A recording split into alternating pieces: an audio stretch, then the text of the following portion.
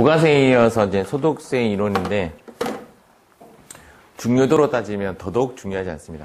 더더욱 중요하지 않다는 말을 강사가 할 말이 맞죠. 더더욱 중요하지 않습니다. 회계 1급에는 부가세 이론이 3문제 나와요. 배점상 6점.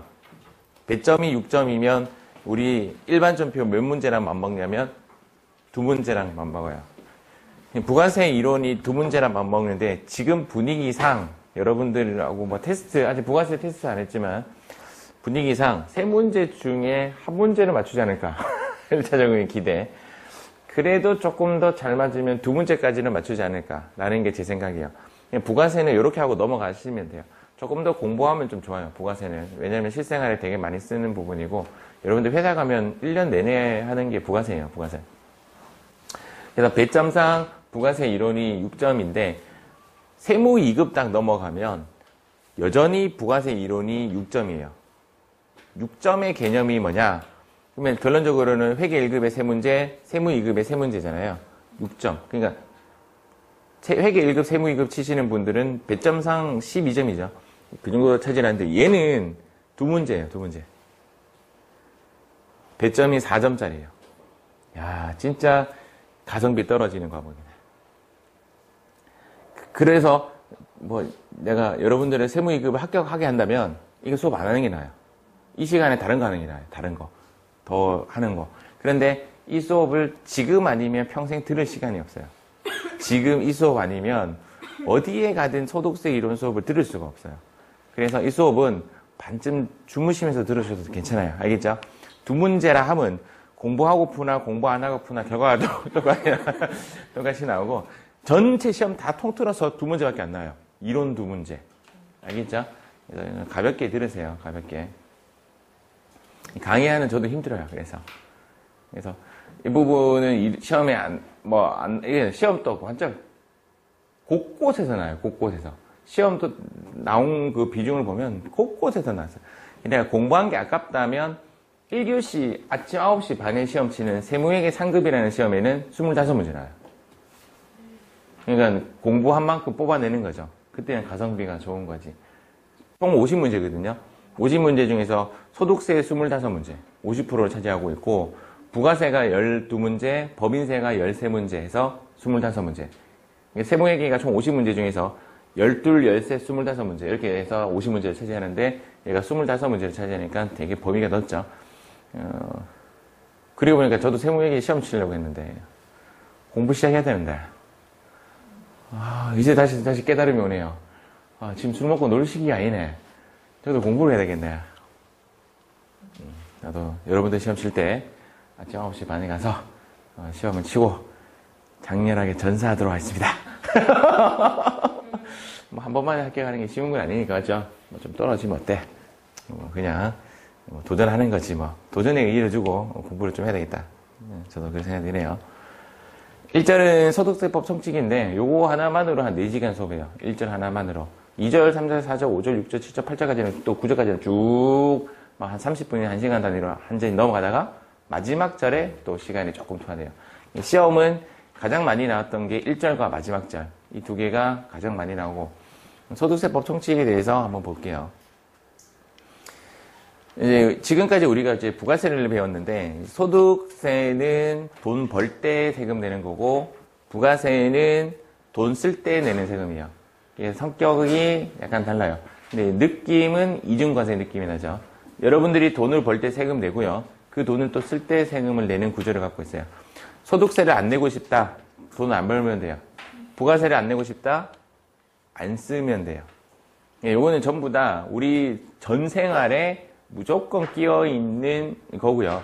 내가 만약에 설아 씨에게 물건을 팔고 설아 씨에게 영수증을 안 주면요. 설아 씨가 내 대신 세금 내는 형식이에요. 결론적으로는. 그래서 영수증을 안 끊었다라는 것, 영수증을 끊었다라는 것 자체가 세금을 전가시켰다는 표현이 돼요. 내가 어디 물건을 샀는데 영수증 드릴까요? 됐어요. 이렇게 해서 예를 들어서 그러면 그 세금을 너가 낼 세금을 내가 내겠다는 뜻이에요. 결론적으로는 영수증은 세금을 서로 교체시키는 형식을 띠고 있고 소득세든 부가세든 마찬가지예요. 소득 시 과세를 하는 거고 소비 시 과세를 하는 건데 공급가액 세액으로 따지면 세액은 부가세, 공급가액은 소득세 쪽이다라고 보시면 돼요. 저번에 제가 여기 칠판에 어떠한 붕괴를 하면서 그 장기 할부 판매에 대한 붕괴를 하면서 그 매출하고 밑에 부가세하고 10% 관계가 안 이루어져 있는 경우가 있었죠. 그런 경우. 매출은 1억인데 부가세는 100만 원 이렇게 되는 경우도 있단 말이에요. 그 이유가 뭐냐면 부가세법하고 소득세법이 달라서 그래요. 공급 시기가 다르기 때문에 그런 현상이 일어납니다. 영수증으로 쳤을 때는 얘가 이제 소득세고 얘가 부가세입니다. 이렇게 보시면 되고.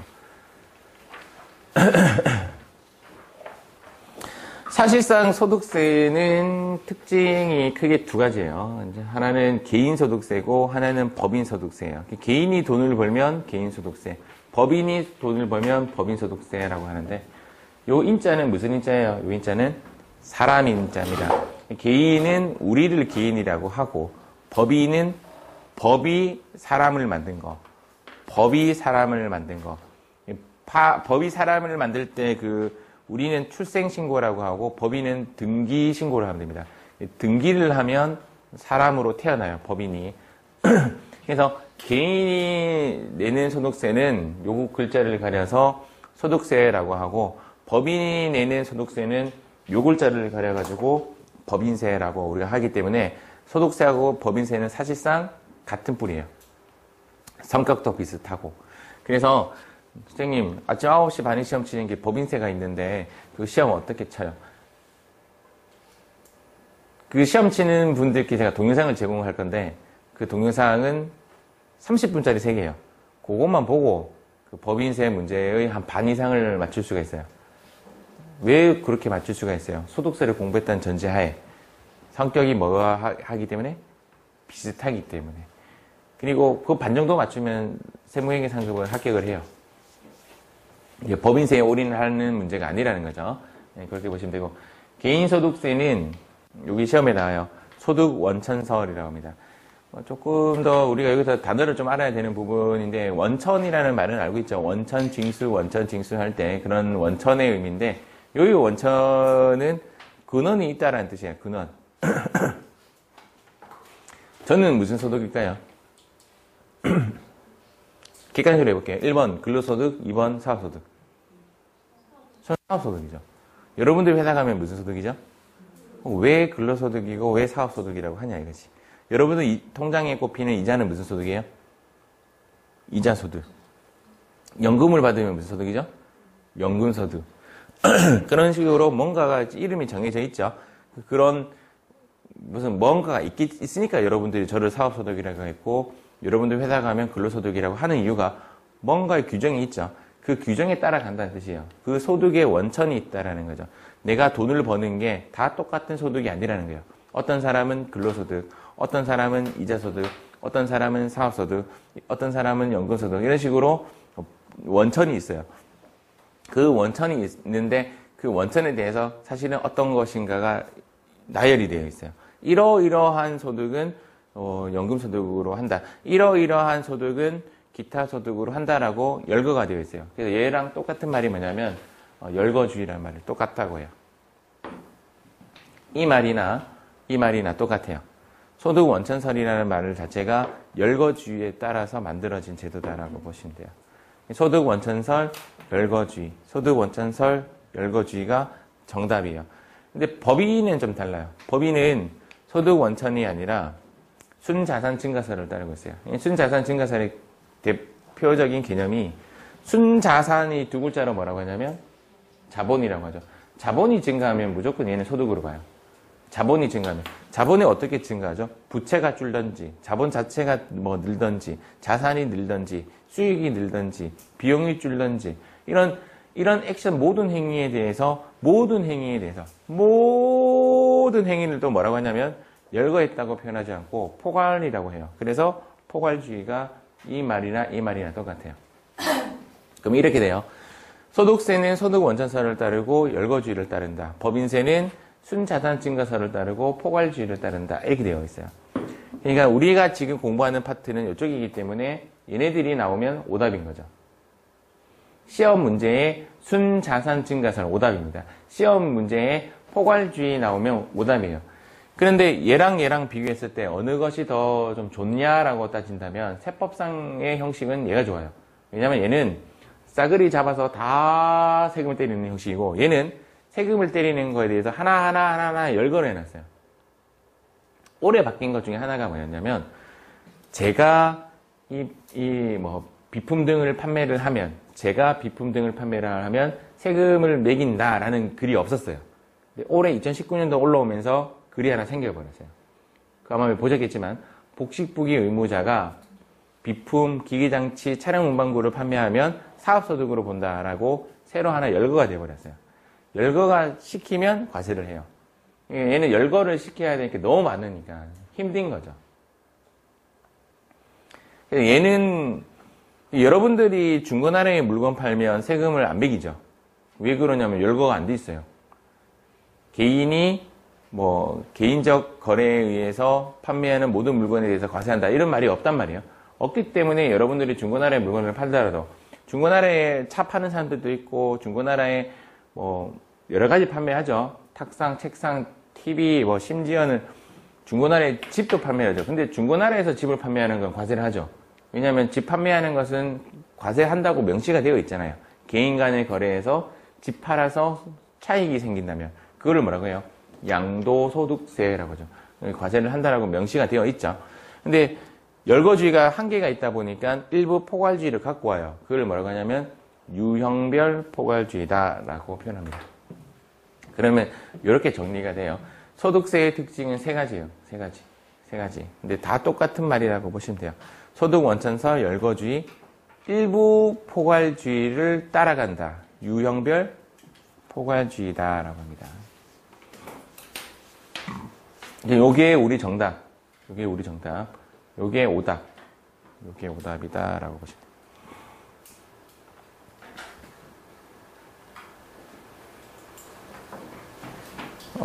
분류과세라는 게 있어요. 분류과세.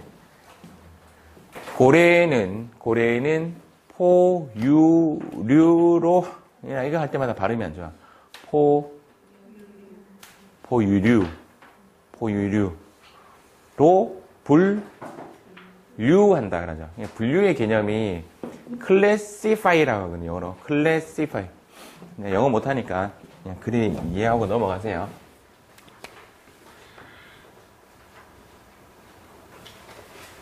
맞는지 틀린지도 모르겠어요. 스펠이. 여기도 지금 보여야 될 게 클래스가 뭐냐면 1반, 2반, 3반, 4반 이렇게 분류하는 형식이잖아요. 이렇게 분류하다라는 뜻이 이렇게 분류. 왜 쌤이 이렇게 강조하시는데요? 뒤에 분리과세라는 용어도 나와요. 분리는 separate라고 해서 딱 잘라버리는 거 있잖아요. 이게 잘라버리는 형식이 분리고, 분류는 이렇게. 근데 영어로 우리나라 말로 분류랑 분리를 찾아보면 둘 다 separate가 있어요. 근데 좀 더 명확하게 하는 게 얘는 classify 쪽이고, 1반, 2반, 3반, 4반으로 묶어버리는 형식이고, 분리는 이렇게 왕따 찍히듯이 버려버리는 형의를 분리라고 보시면 돼요. 분류는 세 가지로 분류를 합니다. 하나는 종, 하나는 태, 하나는 양. 이렇게 세 가지로 분류. 요거로 분리한다고 하면 틀린 겁니다.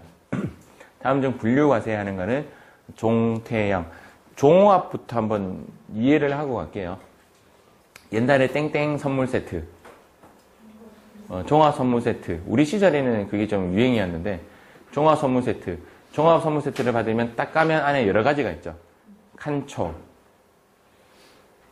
여러 가지가 있겠죠, 맞죠? 여러 가지가 있죠. 종합을 더블 클릭하면, 종합을 따닥 더블 클릭하면 얘네들이 튀어나와요. 사근연기입에. 사근연기입에를 다시 쫙쫙쫙쫙 압축해버리면 종합으로 변해버려요. 종합이라는 뜻은 사근연기입에를 압축한 것이다라고 상상을 좀 하시면 좋아요. 사가 뭘까요? 사업소득, 근로소득, 금소득, 타소득, 자소득, 배당소득. 사근연기입에 이 순서로 외우셔야 돼요. 저는 예전에 담배를 필 때, 담배 한 20년 정도 폈어요. 담배 필 때, 담배 피면서 이렇게 했어요. 사근연기입에. 담배 피면서 생각했다고. 사근연기입에.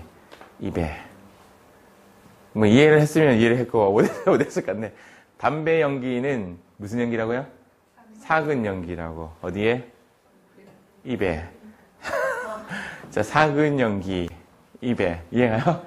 담배 필 때마다 이렇게 딱 하면서 담배 연기는 사근 연기이다. 어디에? 입에. 사근 연기, 입에. 아시겠죠? 어떤 식으로 외워야 됩니다. 사근 연기, 입에. 사근 연기, 입에. 이거를 시험에는 어떤 식으로 나누냐면 정답이 결성금 처리 순서는 하면 정답은 사근 연기, 입에요.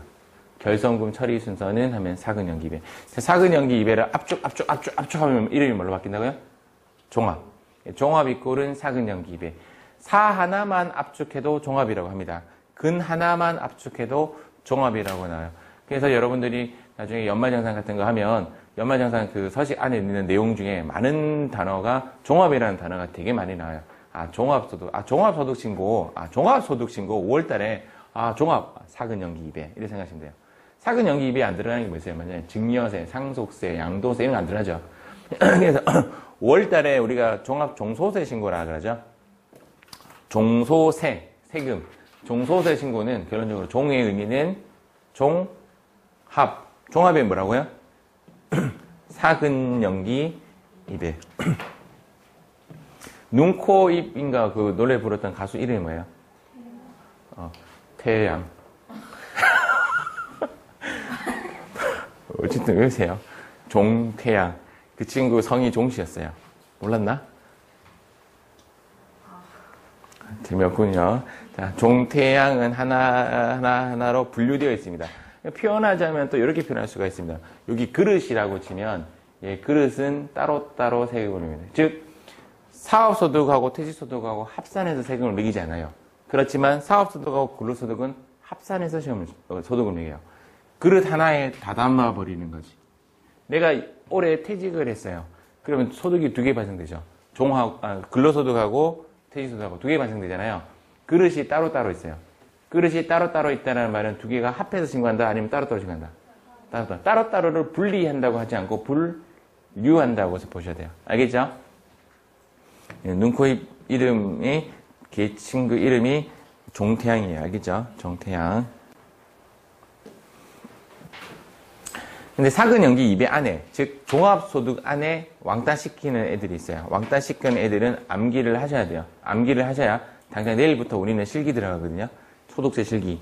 소득세 이론과 소득세 실기 수업을 하는데, 소득세 실기도 소득세 이론을 어느 정도 알아야 실기가 가능하기 때문에, 소득세 실기가 이제 내일 당장 이제 3, 4, 5교시, 2, 3, 4교시는 소득세 실기로 수업을 할 건데, 소득세 실기 할 때 외워야 되는 것 중에 하나가 분리과세입니다. 분리과세. 오늘 외우는 게 나을 거예요.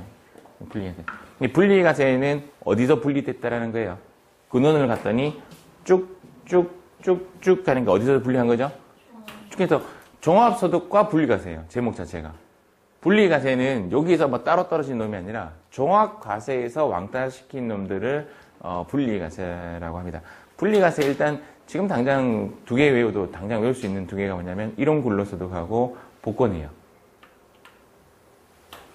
여러분들이 만약에 지금 근로생활을 하고 있는데 복권에 당첨이 되었다라고 하면 그 근로소득하고 복권하고 같이 이렇게 계산을 하지 않습니다. 복권은 복권 받아서 받을 때 세금 떼요. 혹시 복권 받을 때 세금 얼마 떼는지 아세요?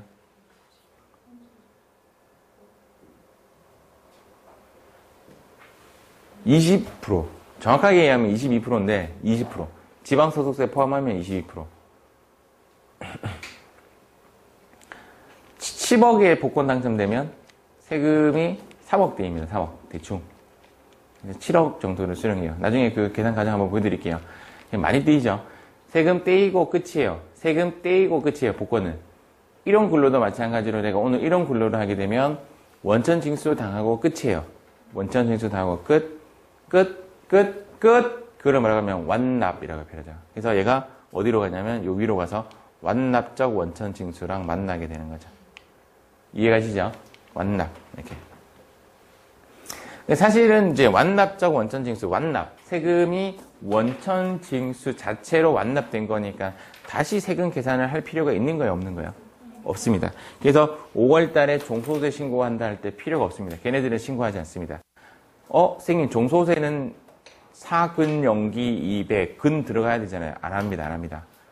근 안에 들어가 있는 이런 근로가 근로소득이에요. 이런 근로소득이라 하더라도 얘는 하지 않습니다. 왜? 뭐 했기 때문에? 완납이 되었기 때문에. 완납적 원천 징수가 두 개예요. 하나는 분리과세, 하나는 퇴직소득. 그래서 요 두 개를 완납적 원천 징수의 가장 대표적인 두 놈입니다. 분하고 퇴. 나머지는 전부 다 예납적 원천 징수예요. 예납적 원천 징수가 뭐예요? 가장 대표적인 예납적 원천 징수는 연말정산입니다. 연말정산은 내가 평상시에 돈 월급 받을 때 세금 조금 떼놨다가 연말정산할 때 다시 정산하죠. 그래서 미리 뗐다라고 해서 그거를 예납이라고 해요. 예납. 선납 세금의 선납하고 비슷해요. 예납, 선납.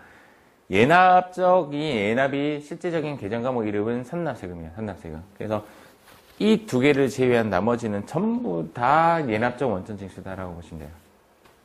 그래서 완납적 원천 징수는 분하고 퇴예요. 분하고 퇴.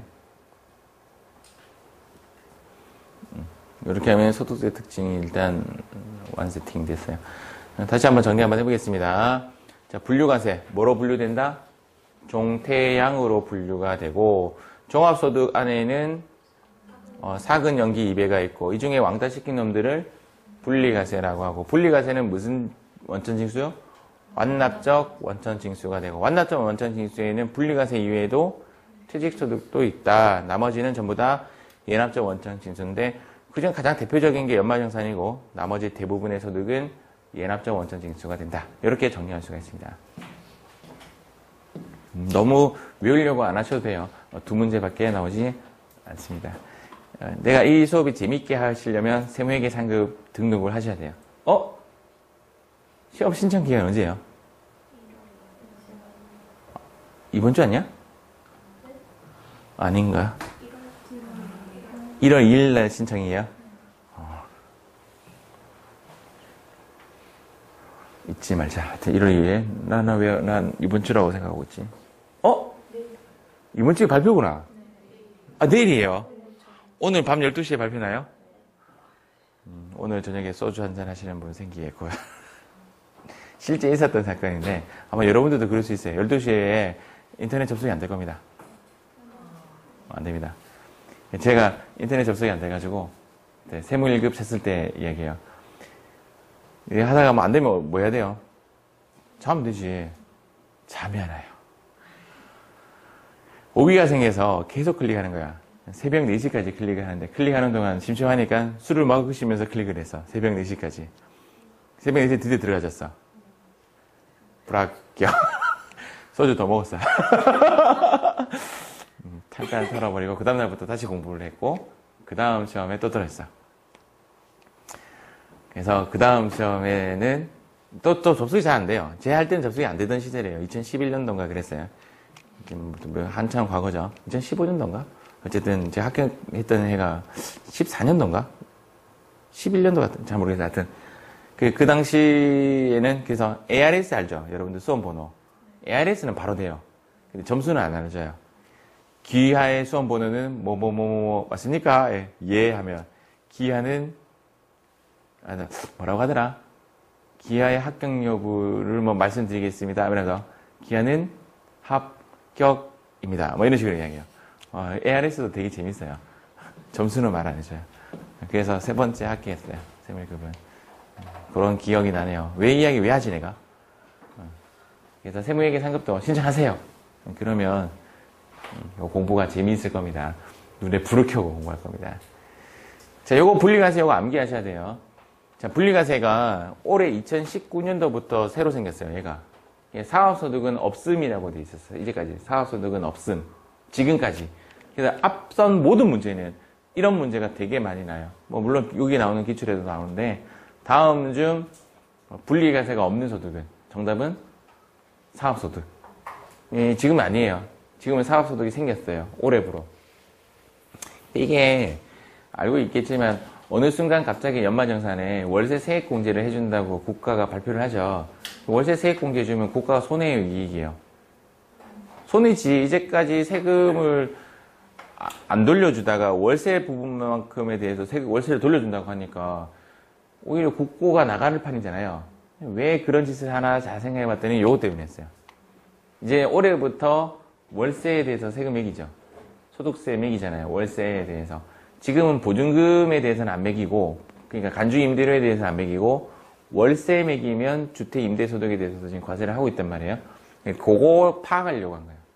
이제 앞으로는 점점 월세, 주택을 2개 보유하고 있는 사람에 대해서는 세금을 더 드릴 겁니다. 그러면 어떻게 되지? 지금 이제 경기 침체니까 좀 그렇지만 계속 월세에 대해서 세금 더 드리면 월세 내는 사람에게 더 많이 받으려고 또 이런 심리가 작동이 돼요. 그러면 그게 또 악순환에 또 돌 거예요. 그럼 국세청이 또 국가가 또 때려요.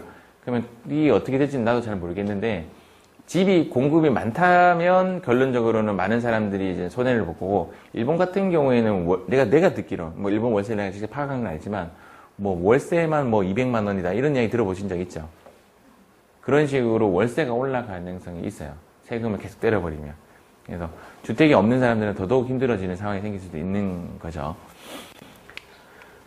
자, 사업소득자는 주택임대소득에 대해서, 그래서 월세세액에 대해서 세금을 때리다 보니까 이거를 종합과세 하니까 문제가 생겨버리는 거예요. 세금이 너무 과중하게 뜨는 거예요.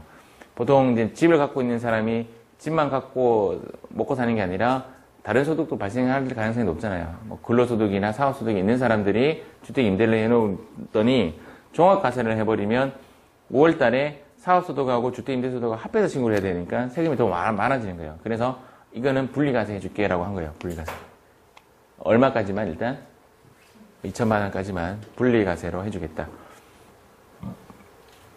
근로소득은 아까 이야기했지만 무슨 근로소득? 일용직 근로소득 전액 다 분리과세입니다. 요 이야기 잠깐만 해볼게요. 자, 내가 질문 한번 해볼게요. 그냥 단반 살짝 생각 한번 해보세요. 내 아내는 일용 근로소득으로 5천만 원을 벌었습니다. 내 아내의 종합소득 금액은 얼마일까요?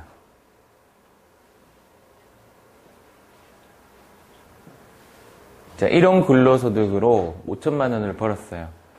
내 아내의 종합소득 금액은? 빵입니다, 빵. 자, 제가 이제 뭐라고 이야기했냐면, 왕따 시킨다 그랬잖아요. 왕따 시킨다는 개념이 뭐냐면, 여기에 종합소득 그릇이에요. 종합소득 그릇 안에 일용 근로가 있으면 빼버린다는 거죠.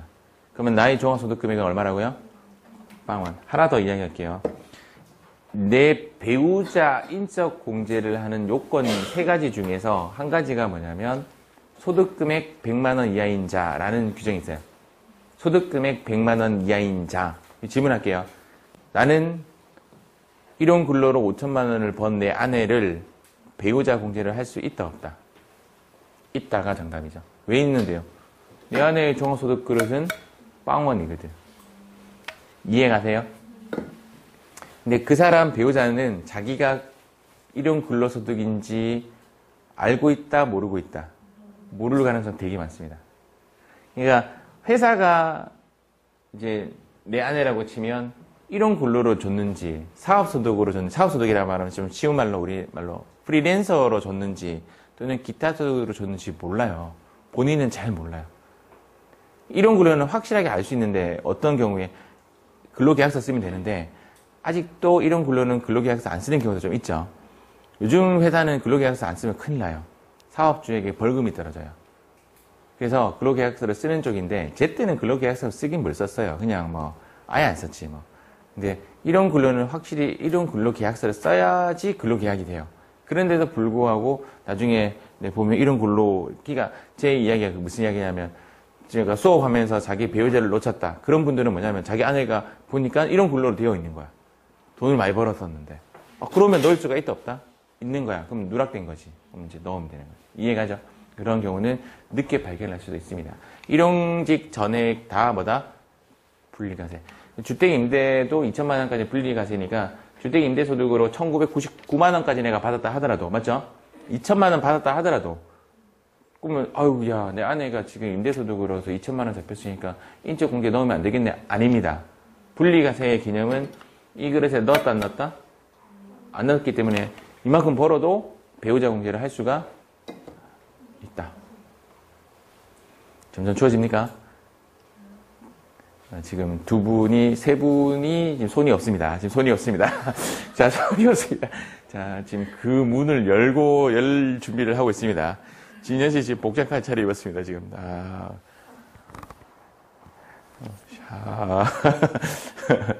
너무 멋지게 지금 해리포터 복장을 하고. 원래 어제 비 오고 날씨가 추워진다고 했잖아요. 비 왔지 않았어요? 살짝 왔어. 몇 시쯤 왔더라? 아니, 오후, 저녁 8시인가 9시쯤에. 살짝 왔어요. 살짝 왔어요.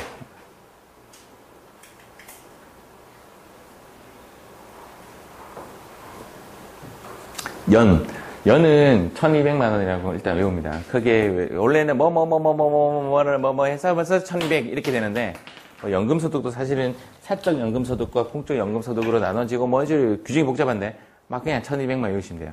근데 과거에는 연금소득을 1200이 아니라 600이었어요. 그래서 제가 이렇게 외우자 그랬어요. 과거에는. 근데 1200 되고 나서 그 다음 아이디어가 없어요. 어떻게 외우자. 그래서 어쩔 수 없이 그냥 이렇게 할게요. 자, 연금소득 얼마? 1200만 원. 자, 기타 소득은 이렇게 아까 복권 하나 있죠? 자, 복권은 또 기타 소득 분리과세 하나 있고요. 아까 일용하고 복권 두 개 이야기했죠? 기타 소득은 기타 소득 금액이 300만 원까지 분리과세예요. 기타 소득 금액이 300만 원까지 분리과세인데 얘를 기타 소득 금액이 순번상 몇 번째 있냐면 세 번째 있거든요. 수학적 산식 쭉 보면 1, 2, 3 하면 세 번째 위치를 하고 있어요. 그래서 얘를 외울 때 3번이 300만 원까지 이렇게 외우셔도 돼요. 3번이 300만 원까지 이렇게 일단 외웁시다. 기타 소득 금액이라는 용어가 우리한테 익숙치 않아. 그래서 3번이 300만 원까지 외웁시다. 그 다음 2배 얼마? 요거 2000이랑 요거 2000이랑 똑같네요. 맞죠? 요거 2000이랑 요거 2000이랑 똑같죠? 2배는 뭘로 시작했어요? 글자가? 2. 자, 2배 뭐로 시작했어요? 이자소득과 배당소득 합해서 얼마까지? 2천만 원까지 되었습니다. 한번 해봅시다. 진현씨, 사업소득. 주 2천. 자, 민경씨, 또 밑에 보면 반칙. 일용직 전에 사근연. 신영씨. 1200. 자, 시은씨, 사근연기.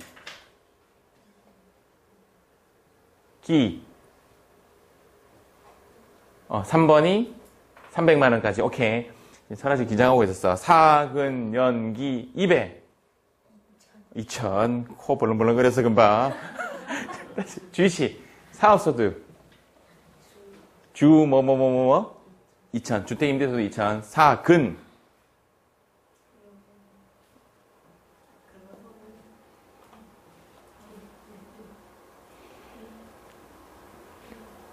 옛날에 일용이라는 친구가 있었죠. 예. 일용직 얼마? 전액. 얘는 금액 제한이 없이 전액. 사근연.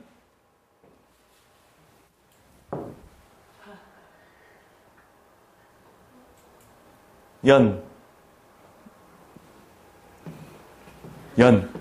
이렇게 하면 조금 머릿속에 남죠. 1200. 600에 곱하기 2라는 뜻이에요. 사근연기. 3번이 300만 원. 사근연기 200. 합해서 2,000. 합해서란 말 없었는데. 2,000. 맞습니다. 합해서 2,000 맞아요. 준비됐습니까? 자, 이번엔 거꾸로 갈게요. 주택 2,000. 근. 일용직 전액. 연.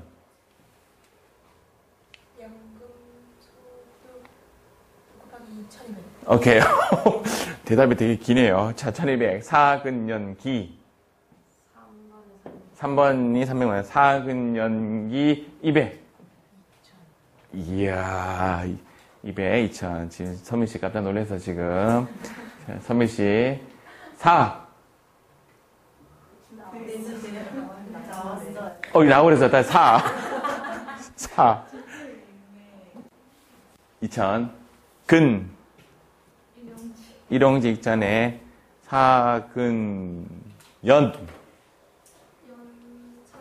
연 1200, 신양시 기. 3번에 300, 200. 오케이. 이것이 내일 해야 할 소득세 실기에 외워야 할 그겁니다. 벌써 외웠으니까 내일 되면 다 잊어버리겠죠. 내일 뭐 한 번 더 하지 뭐. 맞죠? 이렇게 외우시면 됩니다. 사근연기 200 외우시고. 참고로 전산세무 2급 수업은 세무 2급 수업만 따졌을 때는 회계 1, 2급하고 전혀 연관이 없어요. 그래서 만약에 회계 회자도 모르는 사람이 이 수업 듣겠다 들을 수 있어요. 다시 이야기하면 여러분들은 지금 초기화 된 상황이에요. 초기화. 그래서 이 수업을 들을 수가 있는데 시험은 못 쳐요. 왜냐하면 시험의 70%는 회계 1급까지 나와요. 30%가 지금부터 나오는 거예요. 그러니까 이렇게 표현할 수가 있죠. 회계 1, 2급이 100점 맞는다면 세무 2급 합격이에요. 이렇게 표현한다면 거기에 추가되는 게 뭐냐면 소득세 이론 문제 2문제. 그거가 더 추가돼서 70점을 이뤄내요. 70점까지가 소득세 이론 2문제 빼고 하면 66점까지가 회계 1, 2급에 대한 전체 문제고, 그러니까 34점이 전산세무 2급 지금 하는 수업이에요. 이 수업은 안 이어져요. 그래서 내일 하는 게 우리가 사원 등록이라는 거 할 건데, 사원 등록은 차대변 전혀 안 나와요. 그냥 무조건 요거에 관련된 기본 베이스예요. 요게 뭐냐면 아까 종태양의 종그릇이에요. 이 종그릇에 이렇게 보면 여기 눈금이 이렇게 있어요. 요 눈금 아시겠죠? 이 눈금으로 세금을 때립니다.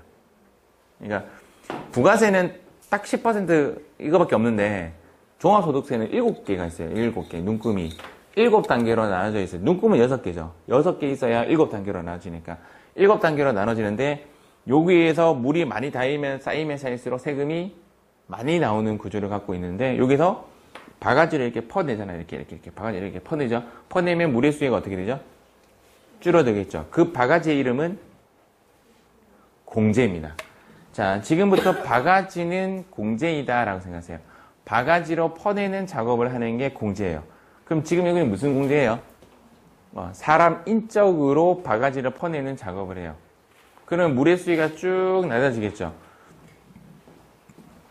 그 세금 계산하는데 이 그릇이 2가지가 있습니다. 2가지. 처음에 이 그릇에 담겼다가 이렇게 표현해 볼게요.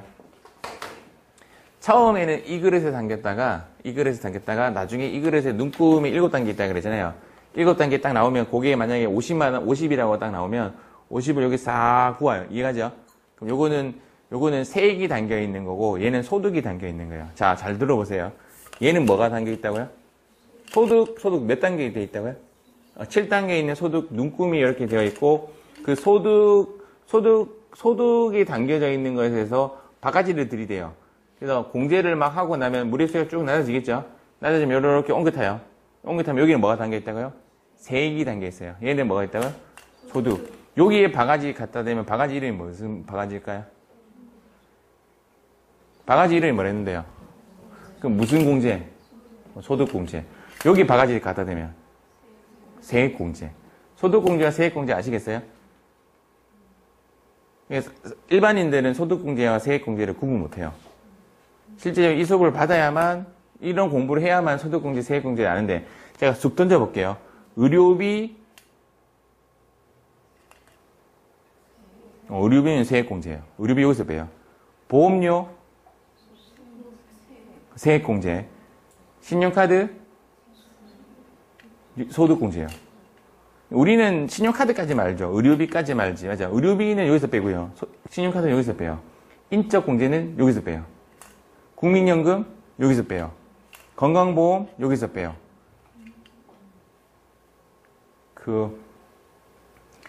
교육비 세액공제, 기부금 세액공제. 이것이 만약에 다 말랐다. 세금은 빵원인 거죠. 이해가시죠? 소득이 빵원이면요. 당연히 세액으로 넘어갈 게 없죠.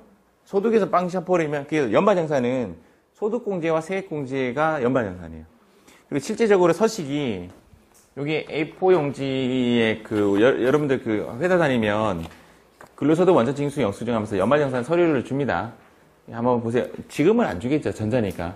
제가 다닐 때는 요 서식지를 작성하라 할 때 요 소득세, 요쪽이 뭐냐면 소득공제, 요쪽이 뭐냐면 세액공제입니다. 예, 소득공제와 세액공제.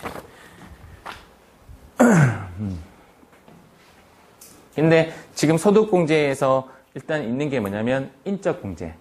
인적공제는 총 몇 가지로 나눠지냐면 두 가지로 나눠져요. 인적공제는 총 두 가지로. 하나는 뭐냐면 기본공제, 또 하나는 추가공제로 나눠집니다. 기본공제와 추가공제로 나눠지는데 기본공제는 또 몇 가지로 나눠지냐면 세 가지로 나눠져요. 하나는 뭐냐면 본인, 또 하나는 배우자, 또 하나는 부양가족. 근데 기본공제는 무조건 150만 원이 딱 정해져 있어요. 150, 150, 150. 본인은 나고, 배우자는 아니고, 부양가족은 나머지. 이걸 부양가족. 나중에 진하게 할 거예요. 이거는 사원 등록 말고, 사원 등록할 때 제가 설명해 드릴 거예요. 기본공제 요건이 되면 기본공제를 받아요. 자, 인적공제는 몇 가지로 나눠진다고요? 두 가지. 쉬었다가 하도록 하겠습니다.